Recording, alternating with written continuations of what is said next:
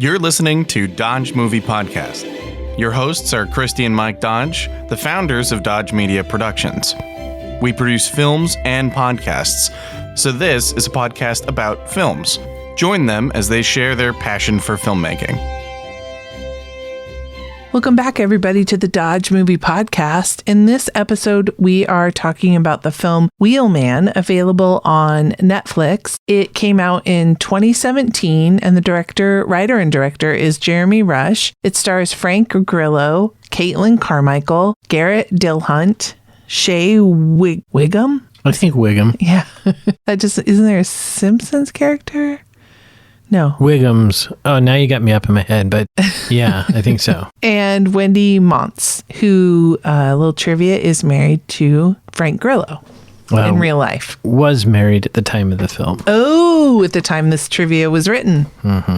Gotta up their game, IMDb. All right, the synopsis for this film is: a getaway driver for a bank robbery realizes he has been double-crossed and races to find out who betrayed him. The tagline is drive faster than you think, or I found think fast, drive faster. I think that's better. Yeah, I like that one too. Trivia, a little bit of trivia. This is not a film for the faint of heart. It contains 286 uses of the F word, among the most ever in a narrative film. So it's not a movie for superfans, Sandy. I don't think that it comes across as gratuitous, though. To me, given what's going on in the film, it seemed completely like of the piece. It fit? I thought so. Of the canon, as they say. Well, he's going through a very trying time. This is true. The main character. Well, why don't you kick us off with your pickup line of the film? Clay, I don't want to leave you a message. I'm on my way to work. And I think the I'm on my way to work is the part that matters the most. Right. When we meet him, he is in his... No. Is he in the car that he's... Yeah, he's... Well, this is interesting. Oh, I like actually how they opened it up, where it was almost like the audience is in the backseat of the car. Mm-hmm. And really, there was dialogue, but it was inaudible. We see him talking to a man. Right, who presumably is the person who prepped this car for him to go on this job. So one of the things that really struck me about this film that I thought was worth a watch and a talk is that so much of the scenes are shot from within the car. Yeah, it's almost like a bottle up. Yeah, it is, really. There's very few scenes where the camera is outside the car. Which maybe we should explain, because, I mean, bottle up is from the 60s, that phrase. More from television. So a bottle up is when you have the characters trapped in one location. So like you put the ship in a bottle, right? Well, doesn't it come from I Dream of Jeannie? And the entire episode would take place inside her genie bottle? It may. I don't remember. I believe that's where it came from. And so from a production standpoint, the advantage of that, right, is you can, of course, get away with perhaps even fewer characters, but one location. You only have to dress and light one location. Mm-hmm. It's often used in series and television when you're running out of budget. Right. So you need to have an app that's a little cheaper. Although for those purposes, I don't think a car is a good... No. Because especially at night, the lights are constantly changing. Sometimes you're under, street lights. Sometimes you're not. Like you've got to account for headlights. And I don't think it would be cost effective to do this. It's only cost effective if you do something ridiculous like you put all of your characters in an elevator for the entire film. Yeah, we know how well that went. So I did like from that perspective, although when we don't hear what's going on, I immediately kind of feel left out. Right. So with the audio, they put it up enough where you were aware that there's talking, but you had no idea. I think if we'd turned up really loud, we maybe could have pieced it together. I do believe it was real dialogue. We just didn't hear it. Mm-hmm. And maybe the idea was always important. So I want to say that this film, I think, would struggle to meet the test of, is it a sketch or is it a film?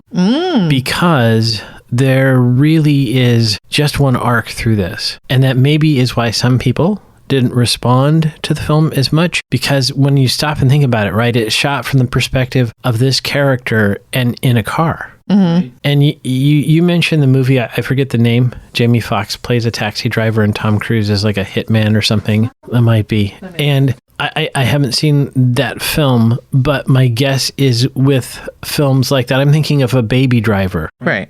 there is additional plot. And in this film, it really takes place pretty much serially. Like real time, film time matches the time in milieu, right? It's just in a direct line from here to there. And we are introduced to his daughter, and she does actually appear on screen. We are introduced to his ex-wife, who we have one shot of, but no dialogue. But he calls her on the phone. Yes, yeah. Yeah, there's a voice on the phone a couple of times. But for the most part, right, it's really just the Frank Grillo character, who's only known as Wheelman, basically driving this car throughout the film. It's pretty straightforward. I did like the opening. It reminded me of Miami Vice. Right after he gets in the car, we see a bunch of these close-ups of the car, the gear shift, the tailpipe, the tire, the BMW logo. Like, it's almost like a flashy BMW ad right away at the beginning. Yes, not to jump ahead, but I will mention to the viewer that even BMW car doors cannot stop bullets. Don't believe what you saw. Spoiler alert. Yeah. You're always pointing out the leading lines and like when they'll highlight the eyes, like they'll use almost like blinds, to highlight it. And this was a perfect use of that, because when we're looking at him, the car behind him's headlights are reflecting in the rearview mirror, and so it's putting a perfect spotlight on his eyes. And then when we see it's the POV of the people in the backseat, we're seeing his eyes through the rearview mirror. Sorry, that was so difficult to spit out, but I thought it was a good use of kind of pointing the audience's eyes at a certain location. Absolutely. I did also notice the stripe of lighting across his eyes. And in fact, so much so that I was watching it and I started thinking, okay, is that actually the car behind them? Or did one of the gaffers rig up something to mimic that? Right. But it was a really clever shot. And you mentioned Miami Vice, and now, of course, I've got that song, You Belong to the Night, whatever that one was, playing in my head, so thanks. But it does evoke some of those nighttime driving scenes from Miami Vice, right? So definitely, also, as you probably noticed, because it's at night, it has to be raining. So right. And in the trivia, somebody said that the raindrops on the car and the window don't move. And I went, BS, because were they insinuating they did some kind of epoxy on the car and the windows to make them permanent? And I went, nobody would spend that much time. You would just spray down the car, because nobody's going to be continuity checking each individual raindrop. Yeah, I don't know what that person was trying to imply. Yeah, did they have the equivalent of slut gloss that they put on the windows? It doesn't make any sense. So I'm like, because I read that while we were watching it, I was looking intently at the individual raindrops for movement, and I was just like, no, they wouldn't do that. They would just spray the car down over and over. Yeah. Or it was in fact raining too, right? Yeah, there was a point where I did notice that the windshield was completely free of raindrops and the side windows weren't. But that actually could have just been from production, that they were shooting and they didn't like the look of the raindrops on the window. So I wouldn't take him to task for that. Well, I'm not taking the not you, but that commenter. Right. Yeah, I'm going after the comment. Oh yeah, and I want to give a shout out to the cinematographer, because it was really well done. It was shot in the car. I had a question for them. Maybe they could hear this episode and email me. But how they did the footage inside the car, because it was really stable, but not completely stable. So I was very, very curious how they did it, because in my experience, if you suction a GoPro to a window, it's extremely stable. It doesn't move at all relative to the passengers. I'd be curious about your opinion. I felt like there were a ton of shots. It felt like 2/3 of the shots were from the POV of who would have been. There wasn't anybody, but it was almost like the audience was in the back seat. We were on this ride with him. Yeah, we would see shots of him from the front, but it just felt like there were so many, at least in the front, in the beginning of the first half of the film, because I made note of it. I just felt like, and that would create we're along with him. Yes. Because I think if you're looking at him from the front, it's almost like we're the God view or whatever, we're outside the car. We're seeing what he's doing. But if it's the point of view from the back seat, now we're in this with him, which as a filmmaker, would you would hope he would have gotten buy-in from this watcher. Yeah, I actually thought maybe it was more from the passenger seat, because one thing, again, that I thought was really well done is they shot with a very shallow depth of field, which makes sense if you're at night, right? Yeah, and you're in a car. But it worked because they would focus only on like his ear and earbud when he was talking. Right. Yes. And sometimes on his from eyes. behind, don't you think? It felt like it was a little quartering. It wasn't fully behind. In my opinion, the angle seemed like it was maybe if you're in the backseat, you were leaning forward. Oh, interesting. Because like even the scene between, I won't go in, no spoilers, but there's a scene between him and his quote unquote friend, Clay. Yeah. It's from the POV of the back seat. It's not like through the side window. Oh, yeah. That one, I could see what you're saying there. Yeah, because it was shooting out the windshield. Yeah. And so, right. Yeah, which kind of heightens the drama. Right. Because we can't see their hands. Because like if you were sitting in the back seat and they're arguing, but you can't see what's really going on because it's dark. It's night. Right. Yeah. But if we were like shooting profile of the passenger through the passenger window at both of them, maybe we would have seen it. I don't know. It was an interesting choice. Yeah, I think one of the reasons I responded to this film and recommended that we do it for the podcast is because of kind of the cinematography, the clever position of the camera. Mm-hmm. To me, that was really distinctive. Mm-hmm. I don't recall having seen that. And now I want to go watch that Tom Cruise movie. And then there's one, I think, where Jake Gyllenhaal plays like a getaway driver or something. The movie, I was right. It's called Collateral. And I remember when I was in film school, they referenced it because I think that's a Taryn Malick film. I should have pulled it up. But he wanted a blue hue. This is where I got the idea for Second Story. Remember how I wanted the moon to have like a blue cast when not Second Story. New Promise. Yeah. And so the grips and gaffers, they mostly tried to use street lights, but they also, I know they rigged up like an LED in the back seat on the back of it's Michael Mann. And they put it like on the back of the seat for the back seat. And Tom Cruise is almost like he has like gray hair and he's wearing like a gray suit. And so when that blue light kind of shines on him, it's all like the same palette. Right. Yeah. I remember reading and I get excited when filmmakers, when you see like their process and how they do a thing. And it's not just like, oh, let's just throw a camera in a car at night. Like there's so much thought. Right. I love that. So along those lines, one of the things that I admired about this film is it wasn't done on a process truck. It was done in actual vehicles. Now, the question I then have is, from a production standpoint, how hard was it to get all those streets cleared? Because, of course, you want to clear streets in general, but certainly if you're going to be driving that fast, you need to clear streets. Mm-hmm. So that was I would love to talk to the line producer about that. Mm-hmm. That might have been a little bit of a challenge. Yeah, I would think so. I think I have that it took place in Boston. Yeah, I thought it was a suburb of Boston. Lawrence and Boston were the locations. Right. I'm looking at my notes. So let me back up. When he has that first phone call with his daughter, it reminded me of, because I kind of liked her moxie, and I liked the line, "Dad, I'm not calling for permission. I'm telling you I'm going to the concert." Right.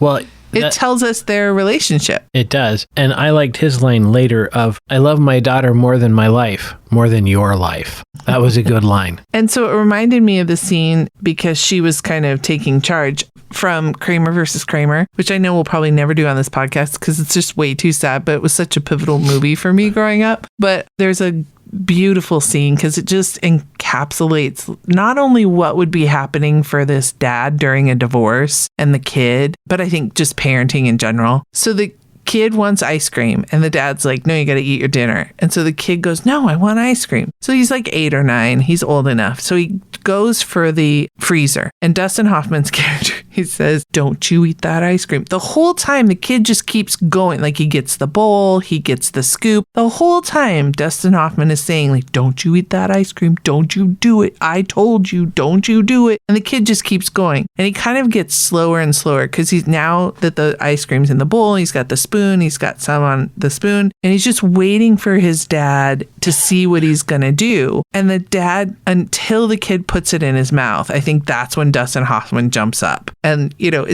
it was so that, I don't know, there was something about her just kind of thumbing her nose Right. at him trying to say, I'm going, you can't stop me, which he really couldn't, because by this point, he's in a pickle. He's got to deal with his current situation. There's nothing he can do about stopping her from going to the concert, and she knew it. And so she kind of had him. Right. And I think that's an important insight into the character. That's one facet of it. But Wheelman is kind of a passenger in his own life. He's not in control. And so I responded to this film differently than you did. And I think it's part of that because I think that resonated with me, the sense of this husband and father who is attempting to do the right thing and be the kind of parent that his daughter needs and failing miserably. And he's trapped. He's in a tight spot and he's trying to figure a way out of it, but none of it is good. Mm-hmm. So I really felt like I understood kind of where that character was coming from. He's just trying to do the right thing in a really bad situation and he's trying to not make it worse. Mm-hmm. You definitely understood this character more than I did. Yeah.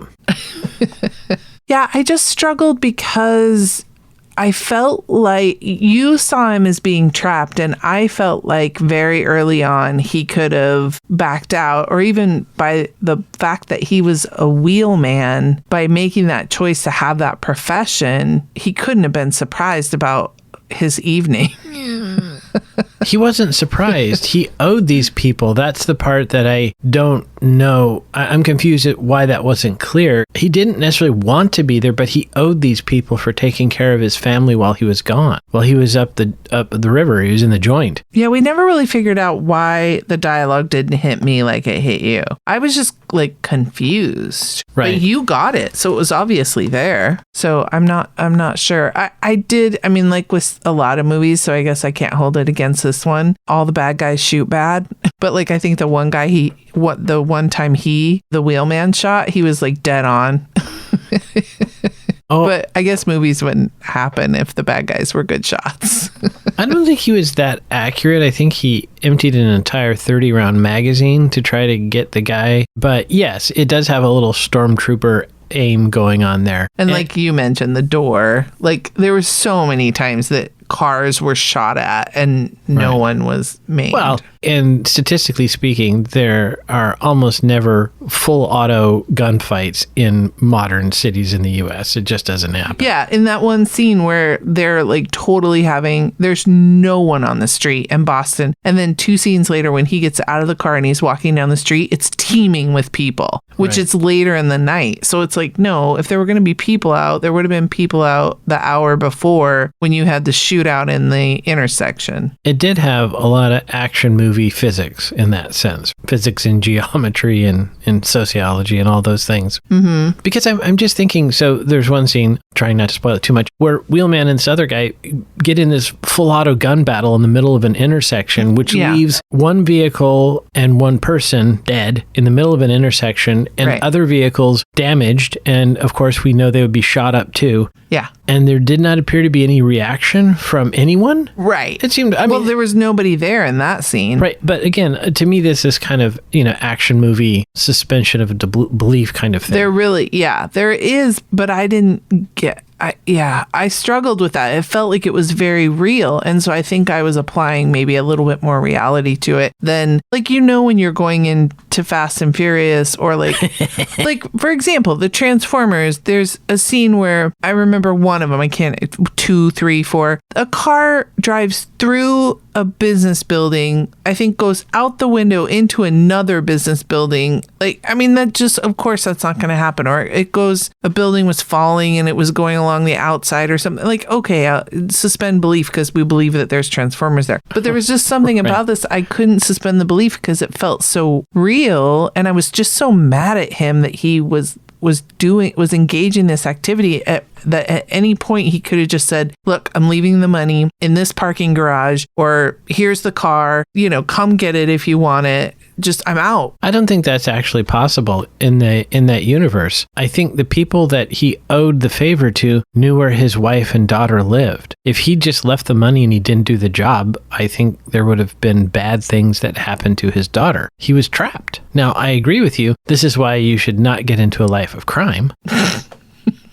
Because your coworkers do things like hurt your daughter if you don't do the right thing. I think it's in the show notes. Because I was writing the show notes while I was doing this, which I realized maybe that's why I missed some dialogue. Yeah, it could have been. But I said, this is why I can never commit a crime, because it's too stressful for me. Oh gosh, yeah. So I mean, the film besides the moral aspect, stressful. Right. Okay, I did like in the editing how whenever he got out of the car, the camera or the audience stayed in the car, like I was talking about. And there were two separate times that we got like muffled dialogue. And now I have to ask you, okay, so what's up with the tape that's on his fingers? And it's down near the palm. It's not like, I just heard a story where people put tape on their like fingertips so that they didn't leave fingerprints. But what's with the tape? He had like white tape on. I saw it. I have no idea. I was thinking that when I was during the film, I saw that and I noticed it and it kind of bumped me. And then I thought, okay, yeah, was it a friction, like a traction thing? Did he on the steering wheel? Yeah, did he not? I don't know.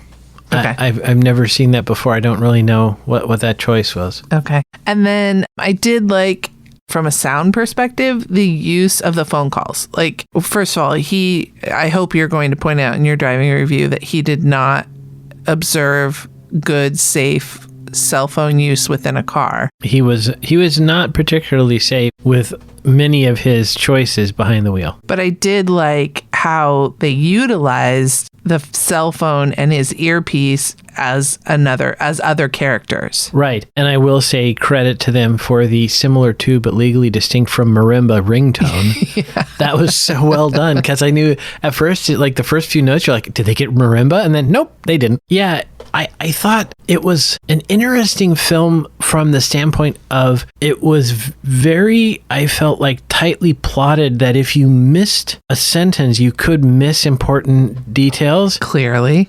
And yet it was also an action film where they're driving around. Those two things normally don't go together. Right. So you mentioned Michael Mann for Collateral. Did he also do Heat? I feel like he has a history of kind of like heist films or crime thriller films, and maybe that's in this genre, right? That's part of making a crime film, is there's all this kind of like back and forth. Says he's known for The Insider, Collateral, The Last of the Mohicans, Manhunter. Oh, Ford v Ferrari. He was executive producer. Oh wow. That's coincidence. I'm not seeing... Yeah, I probably got it wrong. But Hancock, is that a... Oh, that's Will Smith, right? Right, but is that a heist? Oh, it says Miami Vice. A producer. In 2006, though. Was there a Miami Vice movie? Oh, okay. No way to know. And Ali, he was a producer. Huh. Okay. How about head trauma?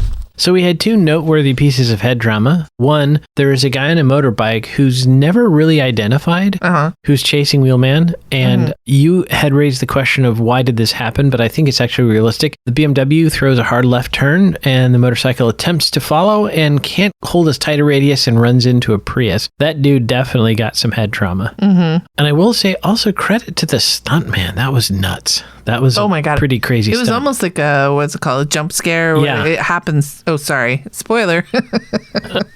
That's okay. We don't have spoilers here. Yeah, that's true. And the other is when Garrett shoots himself in the head. I'll count that as head trauma. Yes, very much. Was it Garrett Clay? Yeah, Clay. I think he's played by Garrett Dillahunt. Yeah. I don't believe we got a smoochie in this. This is not a rom-com. Smoochy, smoochy, smoochy. I did not see a smoochie. The closest is at the end of the film, the mom hugs the daughter through a window, like in a diner. So that was as close as we got.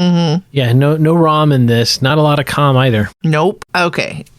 This is going to be an extensive driving review, I bet. Well, perhaps. I don't know. It's interesting, but we'll take off. So, first of all, as you mentioned, this is probably a good commercial for BMW. Now, I don't know the E46 all that well. It looked like it was supposed to be a pretty nicely performant vehicle, and I did see one person online said that it was a particular model of that was... Yeah, I thought I wrote it down as...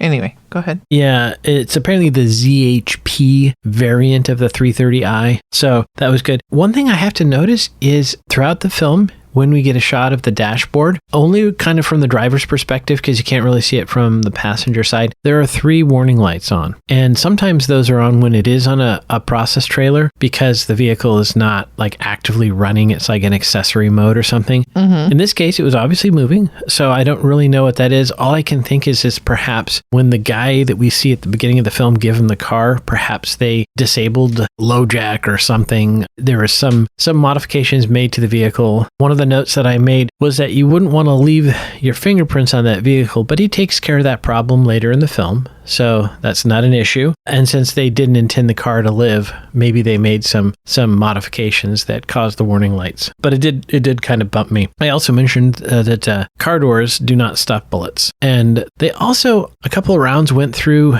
the windshield out the rear. And my question from a production standpoint is whether they took the windows out and shot them in a back lot or if they like drilled in through somehow. I was very curious how they did that from a production standpoint. So in the film, I never could figure out from my research, I don't know if you found anything, whether Frank Grillo really is a driver, if he's a racing driver, if he knows what he's doing. We did see some heel toe action, so obviously somebody in the film knows what they're doing. I don't know if that was his feet, but definitely that's there. There's a really nice Rockford turn that they throw in there. There's an 84 Porsche 911 Carrera, which is looks like it's supposed to be a bit of a race car, and he talks about going to the track with his daughter. So I don't know if we are supposed to deduce, or maybe there's a deleted scene which establishes that in order to pay for his racing, he had to be a wheelman. This is a real common setup in movies that the racing driver is dead broke, which is true. Racing is a good way to get broke. And then they turn to a life of crime as a wheelman in order to pay for their racing. We didn't get that dialogue, so I'm not claiming the filmmakers did that. But one thing that bumped me is when his daughter gets in the 911, he has to put the seat forward so she can reach the controls. But then later when he switches spots with her, he doesn't move the seat. I had all kinds of problems when she drove. Oh, let me hear. Okay, well, she's 14. He tells her to find the keys and to meet him at a garage. Now, when I was first driving at 14 and our children had no sense of where something was to just drive there. And he was like, the garage at like 7th and 49th. And she's like, yeah. If you told me that now, I couldn't get there. And so I just don't think. And then at one point he was like, okay, so that he meets her there. And then he says, okay, now you know how to get to your uncle's house? Drive there. And so, of course, she's been to her uncle's house, but she's not going to know. Now, but not I guess from downtown Boston. Right. And I guess you could say, like, well, she probably has his address, so she could just put it in her phone. Right. My other problem, she's driving in a parking garage. She's in third in that car. Right. Taking turns in a parking garage. I think in a parking garage, you don't get out of, like, at least second, but most often first. Yeah, certainly. A performance car like that, I'd be stunned if you got out of first gear in a parking garage. Exactly. But she's racing around in third, and they show her shifting 1, 2, 3. That's how I knew she was in third. Right. I'm just trying to think, unless she's short shifting, if she's in third gear in that Porsche, she's probably going at least 50 or 60, right? Right. And taking corners. Now, I know it's a 911, but I think it's a bit much. And then I just thought it was funny because so she comes upon her dad doing the deal with the guys and they start shooting. And my note is, don't worry, none of the bad guys have landed any shots so far in this movie. Your dad's fine. And then he sees her, jumps in the car, and she's like, where's mom? And he goes, don't worry. No, wait, where's mom? Don't worry. Yeah, that was a tiny bit of a plot hole. Because... And then mom just shows up at the cafe. Okay. How'd mom get to the cafe? And the last we knew... she was with the bad guys. Mom was with the guys who were shooting. So he gave them money or something. Yeah. And so apparently, mom has the ability to teleport that she hasn't mentioned to us yet. And eventually the girl just stops asking. And I would think you'd be like, no, we're not leaving here until we have mom. Because then she remembered that mom can teleport. I see. That's what it is. Yeah, that was a little bit of a plot hole there. Again, maybe there's a deleted scene that makes that up. But I did immediately notice that too. Don't worry about it. Mom's safe. Like, how? Mom was in a gun battle 10 seconds ago. How is mom safe? And how did mom get from the parking garage to the diner? Right? These are questions. Is that the uncle? Did the uncle show up? And if the uncle showed up, couldn't he also take the daughter? I mean, okay. All right. No, let's not get crazy here. All right, so we go to the numbers. Let's go to the numbers. All right, this film, like I said, came out in 2017. The budget was $5 million, and I don't have the worldwide or domestic numbers because it went straight to streaming. It went to Netflix. I don't know if it was made for Netflix, but it went straight. I thought I read that it was made for Netflix. Yeah. So it just went straight there. It has a 6.4 out of 10, and critics liked it. They gave it an 88% on Rotten Tomatoes. Audiences, kind of more in my camp, 66%. They weren't as much a fan as the critics. It's an hour and 22 minutes. So, if you want to give it a spin, it's less than an hour and a half. It is rated mature for all those F words, I suppose. And it is listed as an action crime thriller. We paused it, at least that I wrote down once, to talk about the angle of a shot. I think there was one we specifically liked. And I already said it was filmed in Boston. It's a Solution Entertainment Group and War Party Films. That's the studio. So there you have it, Wheelman. I'm going to say if you like driving or racing, you might want to give it a little bit more of a watch. Like raise the probability. If you're not into driving real fast, you probably will not enjoy it as much. But I will give my little shout out to Elizabeth Case, who introduced me to the phrase a one-screen show or film versus a two-screen, meaning can you be playing on your phone while watching a show? So, for example, a show like Parks and Rec. That could probably be a two-screen. Yeah. Although Elizabeth would probably hate that I picked that. But there might be some of our listeners, but I was thinking perhaps... Real Housewives. Yes, Real Housewives. It's a two-screen film. Two-screener. Or a two-screen show. For sure. You can play on your phone. You could check Facebook while you're watching Real Housewives. Right. I'm going to advise this is a one-screen film. This is a one-screener. Do not do anything else. Do not be distracted because you will miss vital dialogue. I think so. Yeah. I think that's a fair assessment. So that's my little... Right. That would be a fun little rating we could add. Yeah. A 1 or 2 screener. Right. Yeah, I like it. I believe Elizabeth even has a case. There is 3 screens, but I can't remember how that works. I was going to say, like, I didn't know, or was it, is there... You've got your iPad and the phone out? Is there a 0 screen where you're cooking in the kitchen and it's on in the living room? You can't even see the television. But that would be 1 screen. Well, if you can't even see the screen, it is like a 0 screen. You're just hearing Dorinda yell. Fair enough. Yeah, that could be Housewives. Yeah. All right, everybody. Listen to our episode next week. We are going to be talking about Ford versus Ferrari. It's probably going to be a long one, although this one's at 38 minutes. So we did pretty good for a film that half of us didn't really care for. But so join us next week where you can hear us talk about Ford v Ferrari, a fantastic movie. And never forget, Dodges never stop, and neither do the movies. Thanks for listening to Dodge Movie Podcast with Christi and Mike Dodge of Dodge Media Productions. To find out more about this podcast and what we do, go to dodgemediaproductions.com.